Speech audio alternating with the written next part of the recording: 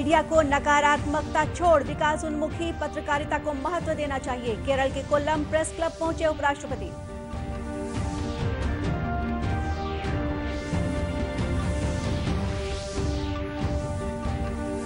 प्रधानमंत्री ने जम्मू कश्मीर में किया 2 नए एम्स और 624 मेगावाट क्षमता के विद्युत परियोजना का शिलान्यास।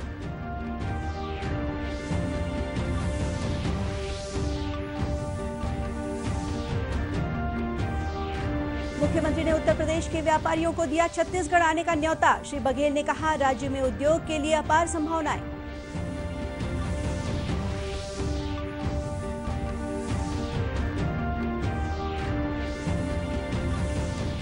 और जांजगीर चांपा में 3 दिवसीय हसदेव महोत्सव का रंगारंग समापन।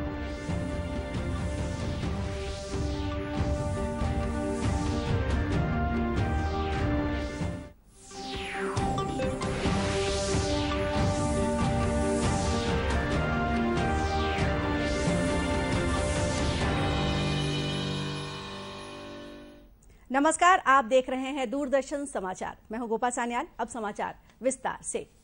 उपराष्ट्रपति एम वेंकैया नायडू ने मीडिया से सरकार और लोगों के बीच पुल के रूप में काम करने की अपील करते हुए कहा कि लोगों को न्याय मिलना चाहिए। केरल के कोल्लम प्रेस क्लब के स्वर्ण जयंती समारोह का उद्घाटन करते हुए उन्होंने कहा कि मीडिया को नकारात्मकता की बजाय विकास उन्मुखी पत्रकारिता को महत्व देना चाहिए, क्योंकि आज देश अनेक चुनौतियों का सामना कर रहा है। उपराष्ट्रपति ने कहा कि पिछले कुछ वर्षों में मीडिया का परिदृश्य बड़ी तेजी से बदला है। उन्होंने कहा कि अतीत में पत्रकारिता हर प्रकार की बुराई से लड़ने का मिशन थी, जो समाज के हित में काम करती थी, लेकिन आज इस उत्कृष्ट पेशे के बारे में ऐसा नहीं कहा जा सकता। आज समाचार और विचार मिलाने की परंपरा बन गई है। फर्जी खबरों के साथ सनसनीखेज, पेड न्यूज और पक्षपातपूर्ण खबरें पत्रकारिता को बदनाम कर रही है। श्री नायडू ने कहा कि इन हालातों में पत्रकारिता के उच्च आदर्शों के साथ कोई खिलवाड़ नहीं किया जाना चाहिए। प्रधानमंत्री नरेंद्र मोदी आज जम्मू कश्मीर के दौरे पर हैं। वे राज्य में 2 नए एम्स और 624 मेगावाट क्षमता के किरुजल विद्युत परियोजना का शिलान्यास कर रहे हैं। प्रधानमंत्री जम्मू के विजयपुर से देश भर के 54 नए मॉडल डिग्री कॉलेज, 11 व्यावसायिक कॉलेज और महिला विश्वविद्यालय सहित कई विभिन्न विकास परियोजनाओं की आधारशिला रखेंगे। एक दिन के दौरे में श्री मोदी लेह, जम्मू और श्रीनगर जाएंगे तथा 35,000 करोड़ रुपए की परियोजनाओं की आधारशिला रखेंगे। हाइड्रो इलेक्ट्रिक प्रोजेक्ट से लेह और करगिल के अनेक गांवों को पर्याप्त और सस्ती बिजली उपलब्ध हो पाएगी।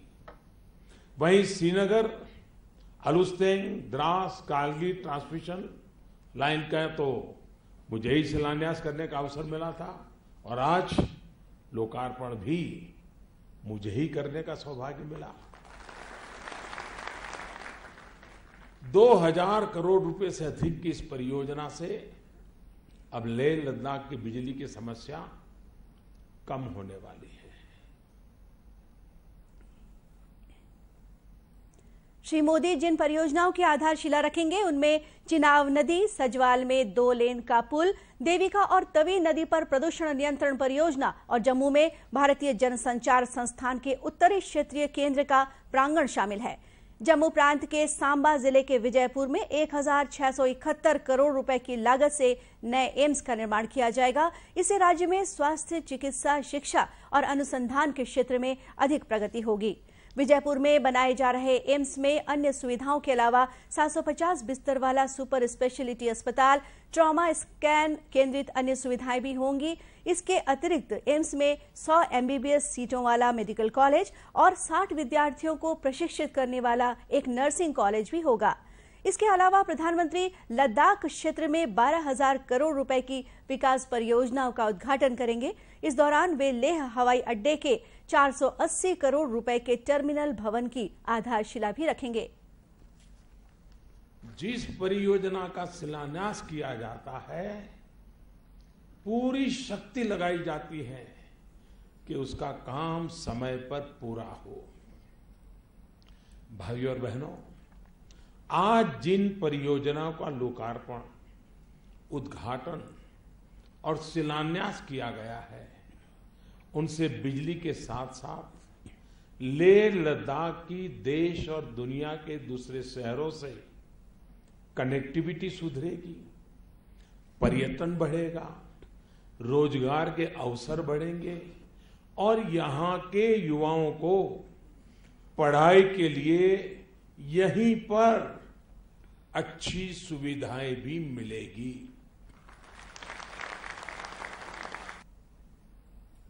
इस दौरान प्रधानमंत्री श्रीनगर में असम, गुजरात, हरियाणा, ओडिशा, महाराष्ट्र और तेलंगाना के विद्यार्थियों के साथ संवाद करेंगे। इसके अलावा वे नवनिर्वाचित सरपंचों के साथ विचार विमर्श भी करेंगे।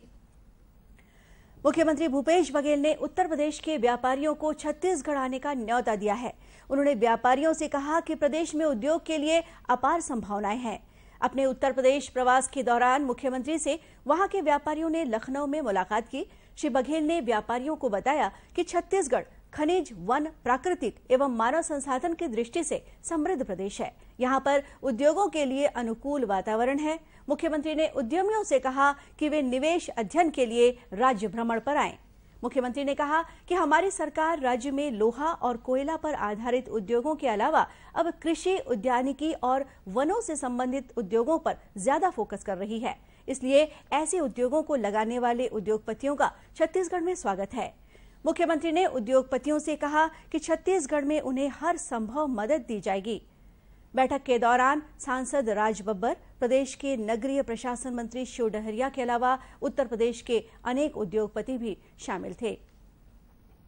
कैबिनेट मंत्री बनने के बाद कवासी लखमा पहली बार बीजापुर पहुंचे, जहां क्षेत्र के लोगों ने ढोल, मांदर और गेड़ी नाचा के साथ पारंपरिक तरीके से उनका स्वागत किया।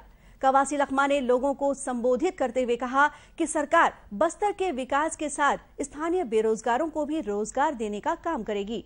उन्होंने कहा कि 15 साल तक सत्ता में रहने वाली भाजपा ने आदिवासियों को पूरी तरह उपेक्षित कर दिया था, लेकिन अब उनके साथ सौतेला व्यवहार नहीं किया जाएगा। बात तो नहीं करेंगे, लेकिन हमारा सरकार कांग्रेस पार्टी हमेशा आप लोगों का साथ कंधा से कंधा मिलाकर गांव में आस्था स्कूल हो, गांव में हॉस्पिटल हो, गांव में स्कूल चले। ये बात मैं भी अब भी कांग्रेस पार्टी हमेशा उठा रहा है। अभी मेरा पूरा उम्मीद है भूपेश बघेल का सरकार, हमारा बस्तर प्राधिकरण का गठन होगा। उसके बाद जहाँ का स्कूल वही चलेगा, जहाँ का आंगनबाड़ी वही चलेगा और छत्तीसगढ़ का अंदरूनी एरिया में बीजापुर हो, सुकमा हो, नारायणपुर हो, उनका विकास जरूर होगा। श्री लखमा ने कहा कि जिस तरह किसानों की मांग को कांग्रेस ने सरकार में आते ही पूरा कर दिया, उसी तरह आदिवासियों के भरोसे पर भी खरा उतरने का काम करेगी। विधानसभा चुनाव में बीजापुर का प्रतिनिधित्व कर रहे लखमा पहली बार मंत्री बने हैं। अपने क्षेत्रीय विधायक को मंत्री के रूप में देख पार्टी नेताओं के अलावा विभिन्न सामाजिक संगठन, कर्मचारी संघ तथा स्थानीय लोगों ने आतिशबाजी कर जमकर स्वागत किया। श्री लखमा ने सुकमा जिले में हुए माओवाद मुठभेड़ की कड़ी निंदा करते हुए कहा कि इस मामले की जांच होनी चाहिए। करने का कोशिश किया हूं, वो बाराबंकी में है, लखनऊ में है, इसलिए संपर्क नहीं हो पाया। हम पूरा कोशिश करेंगे, इस घटना को गंभीरता से कांग्रेस पार्टी लेगा, हमारा सरकार लेगा, क्योंकि अगर गलत हुआ है तो उनको पीड़ित परिवार को लाभ दिलाएंगे और जो भी गलती हुआ है उनको कड़ी कार्रवाई होगा। श्री लखमा ने इस पूरे घटना की जानकारी मुख्यमंत्री भूपेश बघेल को देने की बात कही है। साथ ही बेगुनाहों को मुआवजा देने तथा दोषियों के खिलाफ कड़ी कार्रवाई करने की बात भी कही है। राज्य सरकार द्वारा समर्थन मूल्य के तहत राजनांदगांव जिले में लक्ष्य से 3.5 लाख क्विंटल से अधिक धान की खरीदी की गई है। प्रदेश में धान खरीदी की शुरुआत 1 नवंबर से हुई थी। जिले के 89 सेवा सहकारी समिति के अंतर्गत 114 धान खरीदी केंद्रों के माध्यम से किसानों का धान खरीदा गया। राज्य शासन द्वारा जिले में 58 लाख क्विंटल धान खरीदी का लक्ष्य रखा गया था, लेकिन धान की बम्पर आवक के चलते 114 धान खरीदी केंद्रों में 61,70,000 क्विंटल धान की खरीदी की गई, जो लक्ष्य से 3.5 लाख क्विंटल अधिक है। जिला सहकारी केंद्र के सीईओ सुनील कुमार वर्मा ने बताया कि इस साल धान बेचने के लिए 1,64,000 किसानों ने पंजीयन कराया था, जिसमें 1,49,000 किसानों द्वारा धान बेचा गया। सरकार के वायदे के मुताबिक किसानों से 2,500 रुपए प्रति क्विंटल की दर से धान की खरीदी की गई है। खरीदी में जो गत वर्ष हमारा कुल कृषक पंजीयन था 1 लाख, उससे हमारा इस वर्ष जो है 1,64,000 किसानों को कुल पंजीकृत किसान थे, उसमें से 1,49,000 किसानों द्वारा आज दिनांक तक अपना धान विक्रय किया गया है। धान का जो समर्थन मूल्य घोषित था 1750-1770 रुपये, उसमें भी वर्तमान शासन के घोषणानुसार वृद्धि करके 2,500 प्रति क्विंटल के मान से किया गया। उल्लेखनीय है कि राज्य सरकार द्वारा समर्थन मूल्य में बढ़ोतरी के बाद किसानों ने बड़े उत्साह के साथ सोसाइटियों में जाकर अपना धान बेचा। गुरुदेव रविंद्रनाथ टैगोर की रचनाओं पर आधारित कार्यक्रम वसंत उत्सव का आयोजन भिलाई में किया गया, जिसमें स्थानीय कलाकारों के अलावा कोलकाता से आए कलाकारों ने अपनी प्रस्तुतियों से समा बांधा। कार्यक्रम में गीत वितान केंद्र के कलाकारों ने रविंद्र संगीत पर आधारित नृत्यों की प्रस्तुति दी, जिसमें ऋतुराज वसंत पर आधारित गीतों को शामिल किया गया। वसंत ऋतु पर आधारित नृत्य नाटिकाओं की प्रस्तुति ने लोगों की खूब वाहवाही बटोरी।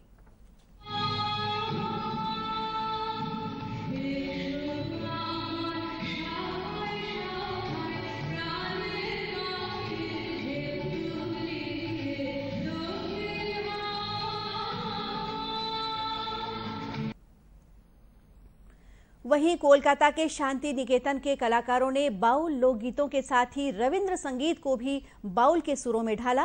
कार्यक्रम में बीएसपी के अधिकारी और कर्मचारी भी उपस्थित थे। इसी तरह जांजगीर के चांपा में 3 दिवसीय हसदेव महोत्सव का आयोजन किया गया, जिसमें समापन समारोह में पहुंचे नगरीय प्रशासन मंत्री शिव डहरिया ने कहा कि इस तरह के आयोजन होते रहना चाहिए। इससे स्थानीय कलाकारों को प्रोत्साहन मिलने के साथ ही लोगों में मेलजोल भी बढ़ता है।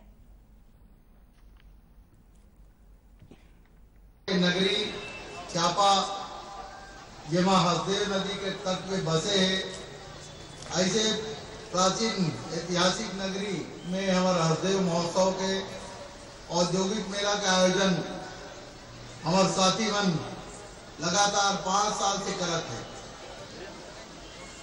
ऐसे महोत्सव के आयोजन से हमारे प्रदेश के, हमारे जिला के जो धर्म और संस्कृति है उसका रक्षा होते हैं।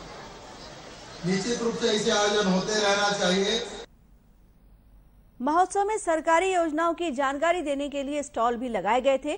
चांपा में हसदेव महोत्सव का आयोजन पिछले 5 साल से किया जा रहा है। और अब फुटबॉल।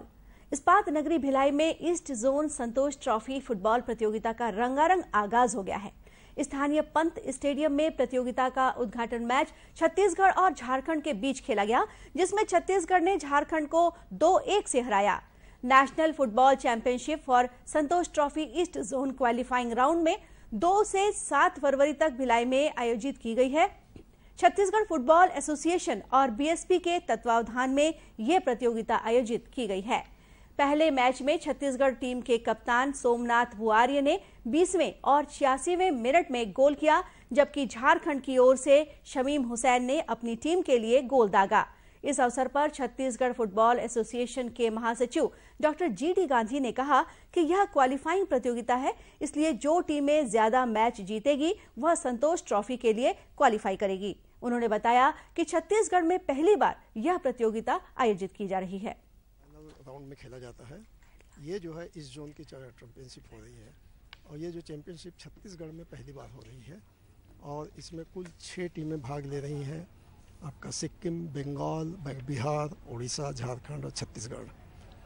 छत्तीसगढ़ की टीम यहाँ से जो 2 टीमें निकलेंगी टॉप में, वो क्वार्टर फाइनल के लिए चली जाएंगी। 2 टीम क्वालिफाई करेगी यहाँ से। छत्तीसगढ़ का कोचिंग कैंप पिछले 40 दिन से कोरबा में चल रहा था और वहाँ पे 40 दिन तक के कैंप लगाने के बाद में ये लड़के अभी आकर के पहला मैच खेल रहे हैं अपना झारखंड के अगेंस्ट में, जो कि अभी एक से लीड कर रही है। इस प्रतियोगिता में छत्तीसगढ़ सहित झारखंड, ओडिशा, पश्चिम बंगाल, बिहार तथा सिक्किम की टीमें भाग ले रही हैं। प्रतियोगिता लीग पद्धति से खेली जाएगी। और इसी के साथ ये समाचार बुलेटिन यहीं समाप्त हुआ। नमस्कार।